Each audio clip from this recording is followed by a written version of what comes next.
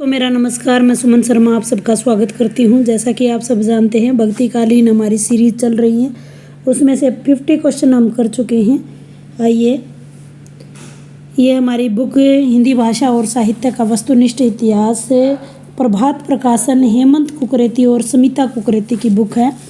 उसका हम 2 चैप्टर कर चुके हैं, जिसमें हिंदी भाषा का इतिहास और दूसरा आदिकाल। अब भक्ति काल के हम 2 लगातार वीडियो आ चुके हैं, तीसरा वीडियो अभी आपके सामने।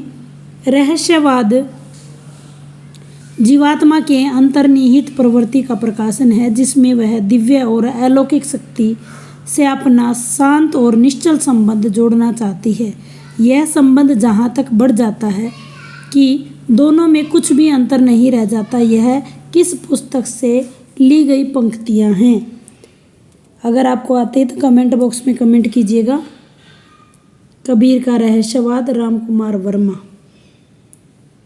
आखिरी कलाम और अखरावट कृति किसकी है? तो ये जायसी की है। पहले भी मैं पिछले वीडियो में आपको बता चुकी हूँ। मनस्वी शैली में रचित पद्मावत, जो कि जायसी का है, उसमें कितने सर्ग है ये आपने बताना है। सर्ग हैं 58, 58। 54वें क्वेश्चन की तरफ चलते हैं। जायसी सच्चे अर्थों में लोक जीवन के गायक हैं। उनकी कथा भी लोकमानस में परंपरा से व्याप्त कथा है, जिसमें उन्होंने बड़ी तन्मयता और बड़ी मस्ती के साथ कहा है। इनकी भाषा, उनकी कल्पना, उनकी अभिव्यक्ति शैली, उनका लोक जीवन से गहरा संबंध है। ये किस पुस्तक से ली गई पंक्तियां हैं? देखिए, नेट और जेआरएफ के स्टूडेंटों के लिए बहुत ज़्यादा इम्पोर्टेंट चीज़ है ये। इसका सही आंसर है भक्ति काल और लोक जीवन। आप लोक जीवन का ज़्यादा उसमें बात की गई है तो अनुमान लगा सकते हैं भक्ति काल और लोक जीवन, शिव कुमार मिश्र। अगले प्रश्न की तरफ चलते हैं। राजा और सुल्तान अपने दरबारों में प्रकांड पंडितों और कवियों को पाकर स्वयं को गौरवशील अनुभव करते थे, किंतु साहित्यिक उत्कर्ष का मूल केंद्र वहाँ न होकर जनसाधारण था। यह किस प्रगतिशील कवि की पंक्तियाँ हैं? किसने कही हैं? तो ये पंक्तियाँ मुक्तिबोध जी की हैं। निर्गुणों ने काव्य रचना संबंधी सफलता उनके रूपात्मक प्रेम, संगीत, विनय और आनंद उद्रेक में देखी जा सकती हैं, क्योंकि उन्हीं में उनकी आंतरिक अनुभूति का पता चलता है। सौंदर्य, प्रेम, सत्य की की अभिव्यक्ति भी उन्हीं में होती है। संतों का भाव, अनुभवजन्य भावना की अभिव्यक्ति के कारण ही सहनशीलता आनंददायिता दायिनी बन जाती है। यह किस आलोचक का कथन है? आप बता सकते हैं। इसके ऑप्शन मैं आपको दिखा रही हूँ। तो पीताम्बर दत्त बड़वाल, पीताम्बर दत्त बड़वाल की ये है। मुख्य पंक्तियाँ हैं। प्रेमाख्यानक रचना नहीं है, आपने बतानी है। तो मृगावती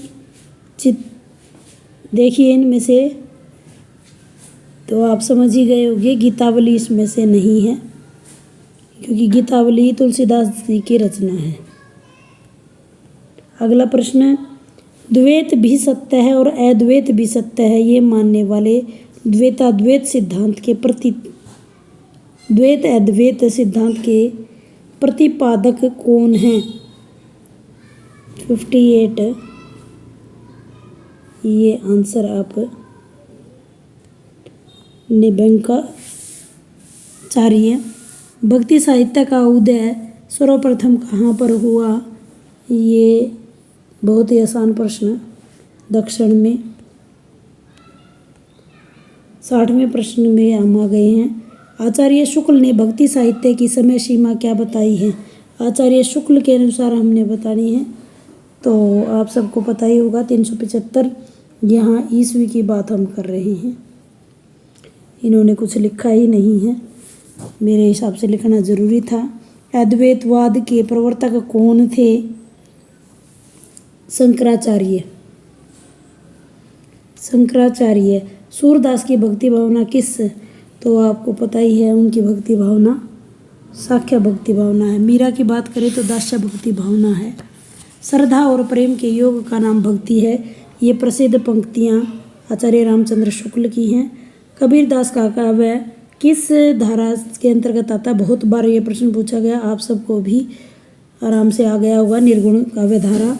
कबीर ने अपने काव्य में मुख्यतः किस भाषा का प्रयोग किया? देखिए उनकी भाषा मिश्रित भाषा थी, सदुकड़ी भाषा, खिचड़ी भाषा, सदुकड़ी और भाषा का डिक्टेटर उन्हें किसने कहा है? ये आप कमेंट बॉक्स में कमेंट कर सकते हैं। भक्ति काल में प्रबंध रचना के लिए किस छंद का प्रयोग किया गया है? तो ये दोहा और चौपाई छंद का प्रयोग किया गया है। पद्मावत किस प्रकार का काव्य है? तो पद्मावत आपने बताना है किस प्रकार का काव्य है।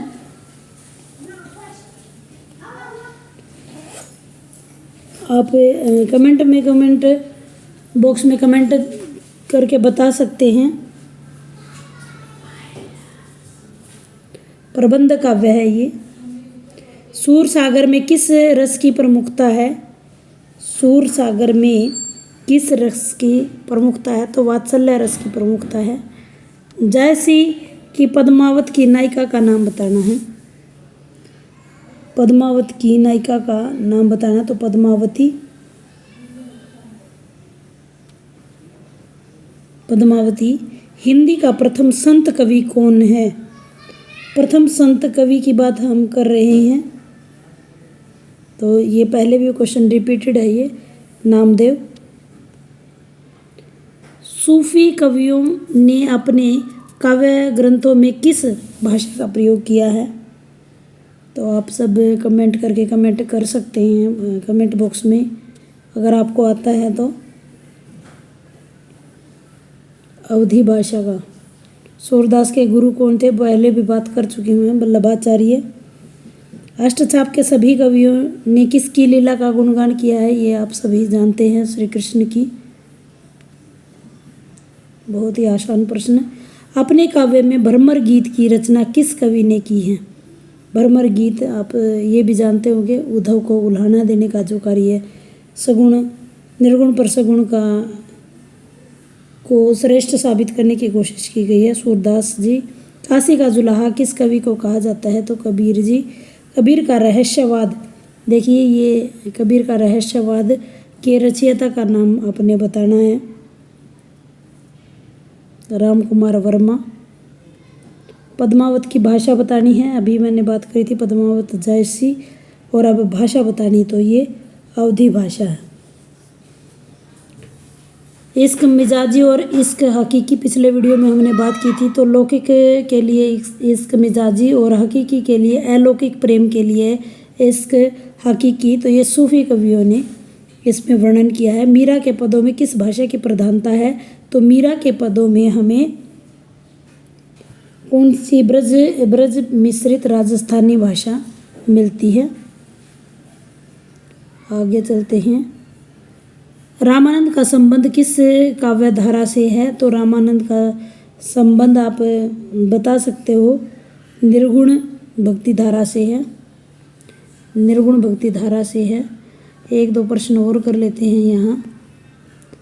कृष्ण की लीलाओं का सर्वप्रथम उल्लेख किस संस्कृत काव्य में मिलता है? हमने ध्यान देना है, संस्कृत काव्य बताना है। संस्कृत काव्य तो ब्रह्मचरित में सबसे पहले वर्णन मिलता है। स्वर्ण युग किस काल को कहा है? भक्ति काल को। और किसने कहा है? ये मैं पहले बता चुकी हूँ, ग्रियर्सन ने। नाभादास द्वारा रचित प्रसिद्ध ग्रंथ का नाम बताना है। नाभादास द्वारा भक्तमाल, जिसमें 5000 कवियों का जीवन परिचय दिया गया है। मसी कागज छुओ नहीं, कलम गयो नहीं हाथ, कबीरदास की प्रसिद्ध पंक्तियां हैं। अपने अनपढ़ होने के बारे में बताते हैं। आखिरी कलाम के रचयिता जयसी हैं और भाषा इनकी अवधी है। रामचरितमानस की भाषा भी अवधी भाषा है, इसमें 7 कांड हैं। तुलसीदास की रचना है। शुक्ल जी के अनुसार प्रेमाख्यान काव्य परंपरा का सर्वप्रथम कवि कौन है?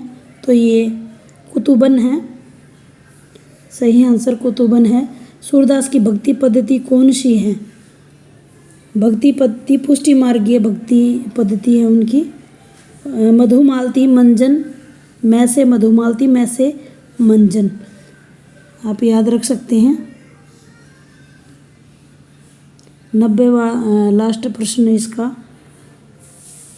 कृष्ण की बाल लीलाओं का यथार्थ अंकन किस कवि ने किया है? बाल लीलाओं को आप सब जानते हैं, सूरदास ने किया है। वात्सल्य और श्रृंगार के, वात्सल्य रस के सम्राट कहे जाते हैं। उम्मीद करती हूँ इस वीडियो के माध्यम से आपको सही जानकारी मिली होगी। अगले वीडियो में फिर मिलते हैं। धन्यवाद।